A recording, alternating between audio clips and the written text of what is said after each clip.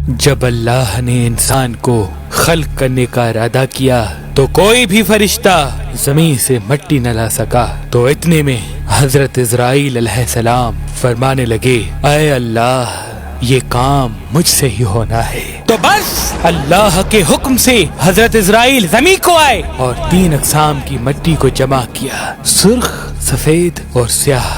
پھر اس مٹی کو مکہ اور طائف کے درمیان رکھا گیا اور مسلسل باران رحمت برستی رہی۔ پھر اللہ نے اس مٹی کو عرش پہ بلایا اور حضرت آدم علیہ السلام کا پتلا تیار کر دیا اور 40 سال تک وہ جنت میں رکھا گیا۔ ہر فرشتہ اس مجسمے کو دیکھتا کہ یہ مٹی کا بنا ہوا پتلا کیسے چلے گا، کیسے بات کرے گا، کیسے زندہ ہوگا۔ 40 سال تک اللہ نے اس نشانی کو قائم رکھا اور پھر ایک دن جنت کے تمام فرشتوں کو حکم دیا کہ آج میں اپنی اس میں روح ڈالوں گا، اور جب ایسا ہو تو تمام فرشتے اس آدم کو سجدہ کر دینا۔ سب فرشتے حیرت سے پتلے کو دیکھ ہی رہے تھے۔ اتنے میں اللہ نے اس مٹی کے مجسمے میں اپنی روح ڈالی تو آدم علیہ السلام نے چھینک لی اور تمام فرشتے سجدے میں گر کے اللہ کی تعریف کرنے لگے سوائے ابلیس کے، اور وہ تکبر اور حسد کر بیٹھا۔ اللہ نے اسے اپنی دربار سے نکال دیا۔ پھر اللہ نے حضرت آدم سے بی بی حوا کو پیدا کیا اور ان کی جنت میں کی گئی غلطی کے سبب ان کو زمین پہ بھیج دیا، اور یہ حکم نافذ کیا کہ اب جنت میں وہی آئے گا جو یہ ثابت کرے کہ وہ ہمارا فرما بردار ہے۔ اور یوں انسانوں کے لیے دنیا میں امتحانات کو رکھا گیا تاکہ ہر انسان امتحان دے کر اللہ کو راضی کر کے جنت تک پہنچ سکے۔ تاریخ نے لکھا جب آدم و بی بی حوا زمین کو آئے تو 200 سال تک ایک دوسرے سے جدا رہے اور اللہ سے معافی مانگتے رہے۔ بالآخر اللہ نے ان کی توبہ قبول کی۔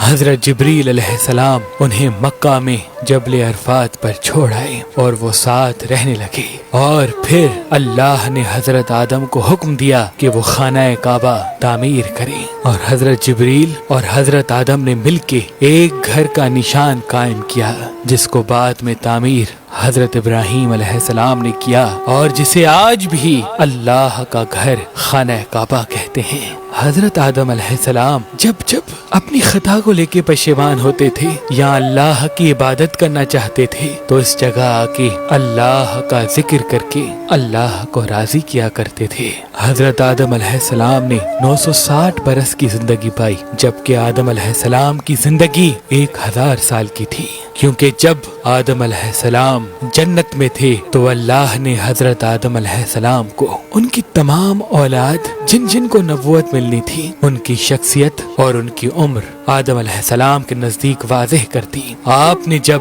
حضرت داؤد علیہ السلام کی عمر کو 60 سال تک دیکھا تو اللہ سے کہنے لگے، اے اللہ میری عمر کے 40 سال میرے پوتے داؤد کو دے دے۔ تو یوں آپ کی دعا قبول ہو گئی۔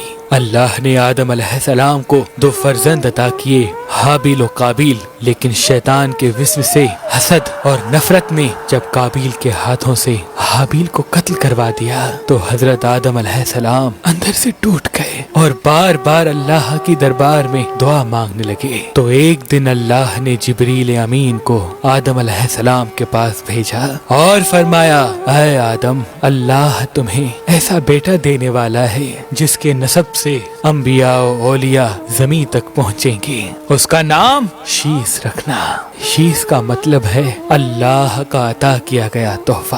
اور یوں اللہ نے آدم کی نسل کو زمین پہ پھیلا دیا۔ جب آدم علیہ السلام کا آخری وقت آیا آپ نے اپنے بیٹوں سے کہا کہ میرا جنت کے پھل کھانے کا جی کر رہا ہے۔ آپ کے بیٹے زمین پہ جنت کے پھل ڈھونڈتے رہے کہ اچانک سے ان کو فرشتے ملے اور کہنے لگے، اے بنی آدم کہاں جا رہے ہو؟ انہوں نے کہا، ہم اپنے بابا آدم کے لیے جنت کے پھل ڈھونڈ رہے ہیں۔ ان فرشتوں نے کہا، جاؤ تمہارے بابا چند دنوں आसमानों के मेहमान हैं। आपके तमाम फर्जंद दौड़ते दौड़ते आप तक आ पहुँचे तो आदम अलैहिस्सलाम बिस्तर बीमारी पर अल्लाह का जिक्र कर रहे हैं। बस इतने में मौत का फरिश्ता आ पहुंचा। जिसी भी हवा ने मौत के फरिश्ते को देखा, हजरत आदम से लिपट गई कि मैं अपने शोहर को अपने से जुदा नहीं करूंगी। अल्लाह के नबी आदम अलैहिस्सलाम ने फरमाया, ऐ हवा मुझसे दूर हट जा, एक मर्तबा पहले भी तेरी वजह से जन्नत से निकाला गया हूँ। आज अल्लाह और उसके फरिश्ते के दरमियान तू हायल न बन। फिर आप उन फरिश्तों से मुखातिब होके कहने लगे, ऐ फरिश्ता मौत, क्या भूल तो नहीं गए? मैंने अल्लाह से सुना था मेरी उम्र 1000 साल की है और अभी तो मुझे 960 साल हुए हैं। तो मलकुल मौत ने कहा, ऐ अल्लाह के नबी आदम, आपने खुद ही फरमाया था कि आपकी जिंदगी के 40 साल आपके पोते दाऊद अलैहिस्सलाम को दिए जाएं। बस आदम अलैहिस्सलाम की रूह कब्ज की गई, आपको गुस्ल फरिश्तों ने दिया और जन्नत की खुशबू आपके जिस्म मुबारक को लगाई गई। फिर आपकी जनाज़े नमाज फरिश्तों ने हजरत जिब्राईल अलैहिस्सलाम के पीछे अदा की और जमीन खोद कर आपकी तदफीन की और तमाम इंसानों के नजदीक अल्लाह का ये हुक्म नाफिज किया कि जब भी किसी का इंतकाल हो तो उनके जिस्म को ऐसे ही तदफीन करना। आज भी उन फरिश्तों की सुन्नत पे अहले ईमान अमल करके अपने बुजुर्गों की तदफीन करते हैं।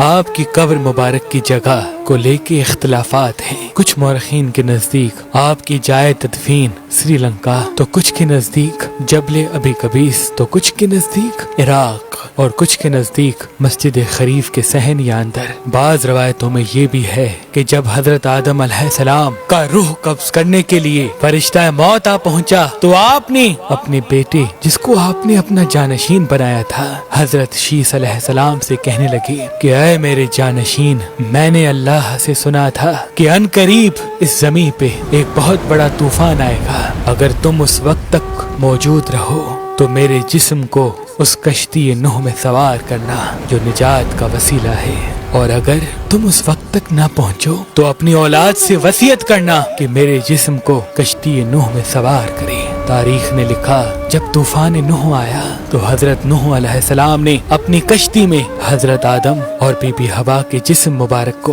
अपनी कश्ती में सवार किया और बैतुल मुकद्दस या इराक में उस जगह तदफीन किया जहां उन्होंने अपनी ही कब्र बनाई और बीच में एक कब्र खोद के अपनी तहरीर छोड़ दी। और जब इमाम अली अलैहिस्सलाम ने शहादत पाई तो उन्होंने वसीयत की, मेरे जनाजे को ऊंट पे रख के हसन और हुसैन पीछे चलते रहना, जहाँ ऊंट रुकेगा वहाँ एक चमकीला पत्थर होगा, उसको हटाना तो मेरी कब्र बनी होगी। जब इमाम हसन और हुसैन उस जगह पहुँचे जहाँ ऊंट रुका, उस चमकीले पत्थर को हटाया तो एक तरफ हजरत आदम अलैहिस्सलाम की कब्र बनी थी, दूसरे तरफ हजरत नूह अलैहिस्सलाम की कब्र बनी थी और बीच में एक कब्र खुदी हुई थी और उसमें तहरीर था कि ये कब्र नूह अलैहिस्सलाम ने अपने हाथों से वक्त के इमाम और रसूल अल्लाह के वसी अली इब्ने अबी तालिब अलैहिस्सलाम के लिए बनाई है। आज भी इन मुकद्दस मज़ारात की ज़ियारत के लिए लाखों लोग इराक आते हैं और ज़ियारत करके अपना ईमान ताज़ा करते हैं, अपना ईमान ताज़ा करते हैं, ज़ियारत करके अपना ईमान ताज़ा करते हैं।